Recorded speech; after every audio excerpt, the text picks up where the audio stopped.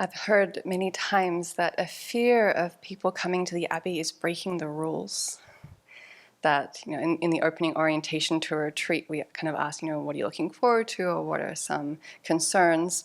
And people express this fear of breaking the rules here. And I also heard this recently in terms of some of the EMLers here expressing the same thing. In terms of, am I keeping silence at the time I should be keeping silence? Am I speaking when I can be speaking? Will I sit down to eat and drink when I'm sitting down? Will I remember that? And then there's all the things that people don't know. How will I navigate that?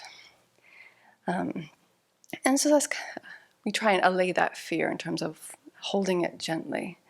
And in April, 5 new bhikshunis came back from Taiwan, myself one of them, and we had 348 new rules.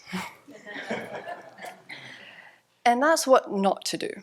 Then there's whole other teachings about what we need to do.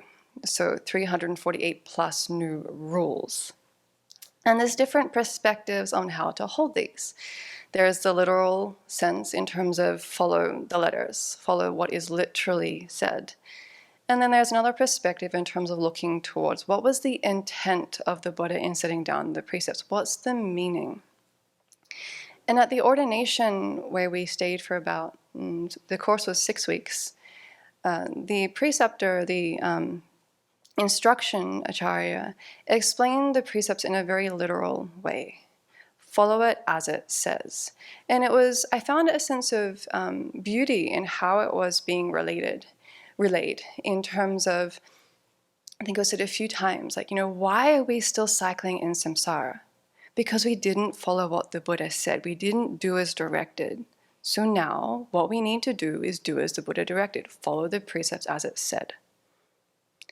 And in the container, the very protected container of the ordination, certain things were very possible.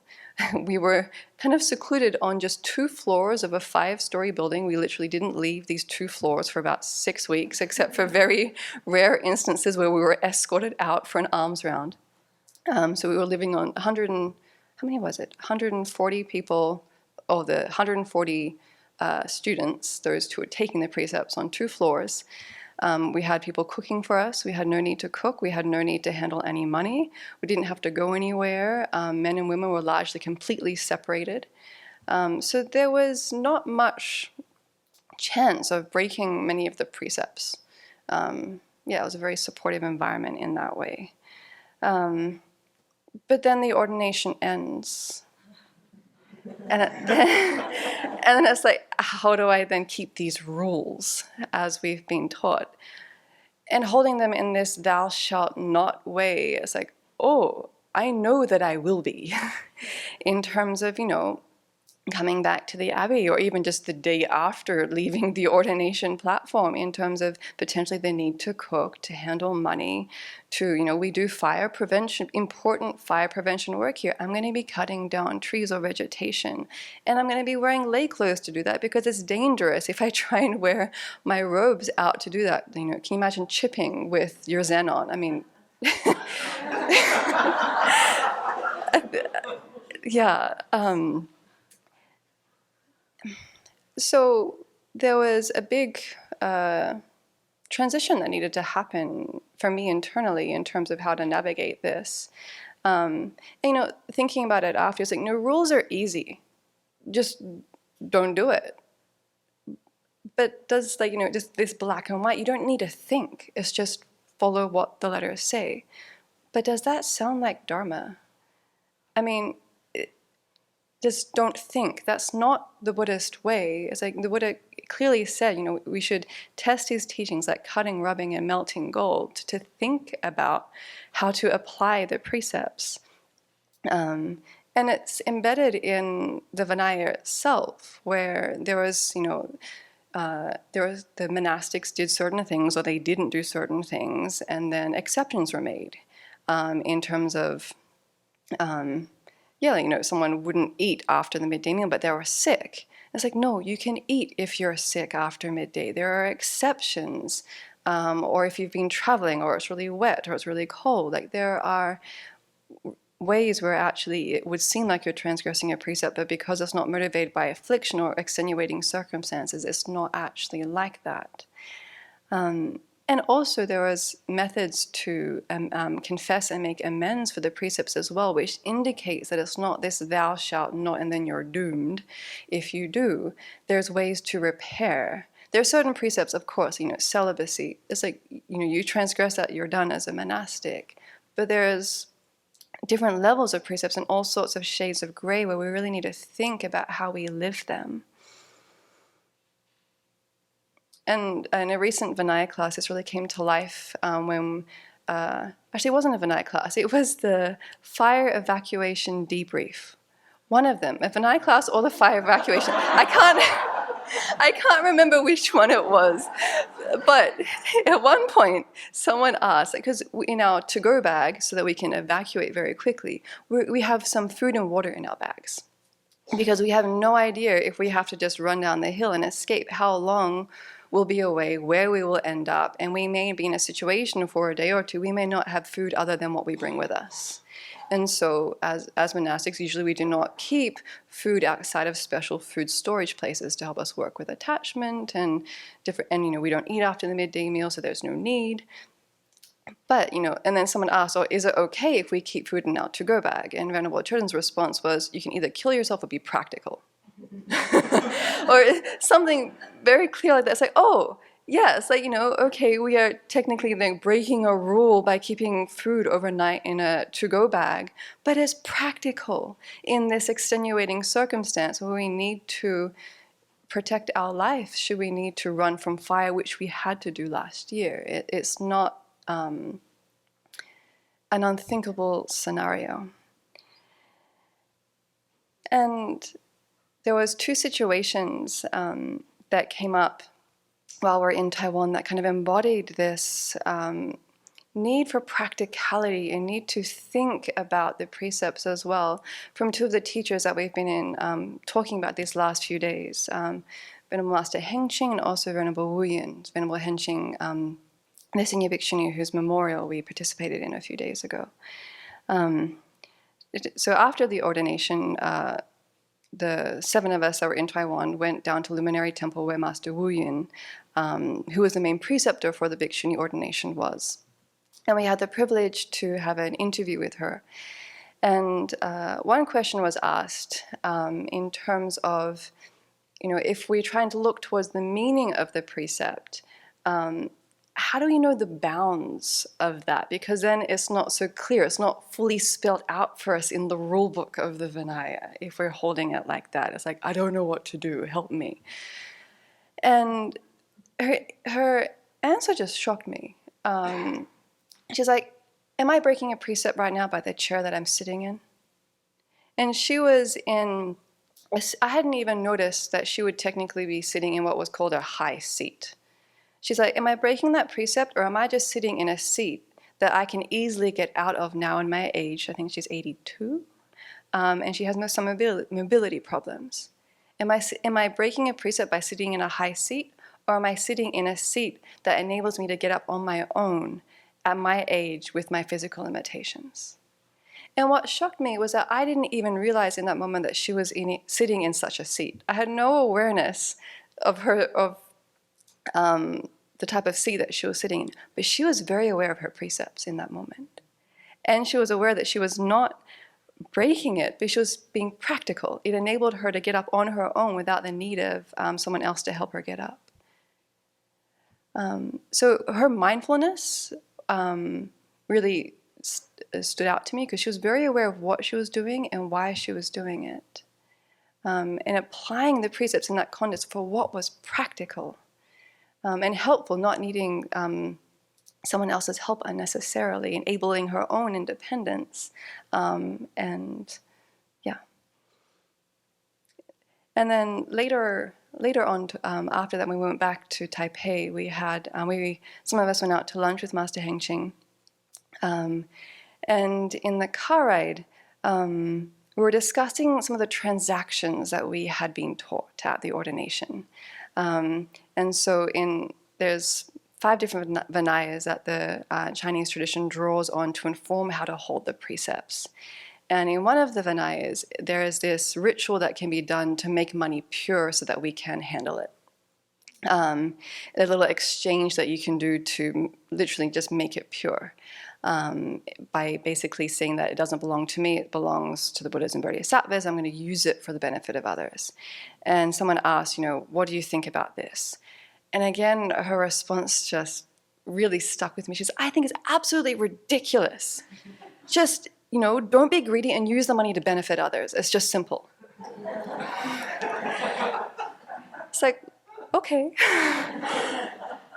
And for me, I actually found the ritual beautiful because for me, it helped me get my mind there in terms of doing that transaction to help increase my mindfulness. But what stood out to me was like, she doesn't need it because her mind is already there. And if we just have that mentality towards what we are using, then these rituals that make it kind of okay to do things that we shouldn't really be doing, it's like that's not needed because our mind and our motivation is clear already. So I don't think it's right or wrong one way or the other, but again, this you could say one perspective, well, you need to do this transaction, otherwise you're in trouble and you're really breaking a precept. Or this other perspective that she presented in terms of just get your motivation really clear, and there's other things not necessary. Knowing that we are, handling money, which the Buddha advises monastics not to do. But again, in this day and age, how possible is that within our circumstances? And if we're using it to benefit others, is there a problem so much? We really need to determine that for ourselves. Yes, I would say that if we go out to Starbucks, there's definitely some attachment there. Yeah. So then we really need to have responsibility to look inside our own minds and check out before we do things. Yes, so if you discover there's attachment going to Starbucks to get some coffee, then you won't go? Hopefully not. And that's also then the benefit of living in community, where here we have very clear guidelines about how we use money. Yeah, but we're talking about when you're out there and nobody's looking. Then Except everybody else who wants to go to Starbucks. Then there comes in the two very important mental factors of integrity and consideration for others. But what if you're the one who has integrity, but everybody else wants to go get the coffee? Then what do you do? Well, then we and they're all saying, but it's okay. We're doing it for the benefit of others. Yeah, then we don't do what we did at the ordination and accept the coffee that was given to us. No coffee's being given to you. You're going out and buying it, which is a break of another precept. No, we're not supposed to buy and sell things. Yeah, then it's clear. Yeah. Yeah, so you abstain. No coffee at Starbucks. Yeah.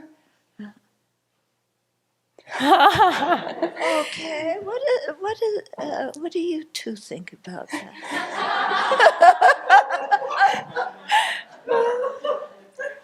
It's been a long time since I've been to Starbucks.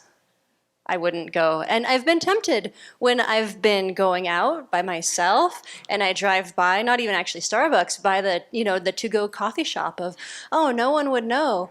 But then I know that it's something that we've agreed not to do because we live in community here, and that I would need to bring it up at our biweekly posada, and that both of those things are really encouragement to look at my actions, look at my motivation, and see also that cup of coffee isn't going to bring me lasting happiness. It's actually going to bring me a lot more misery because it's going to make my mind restless.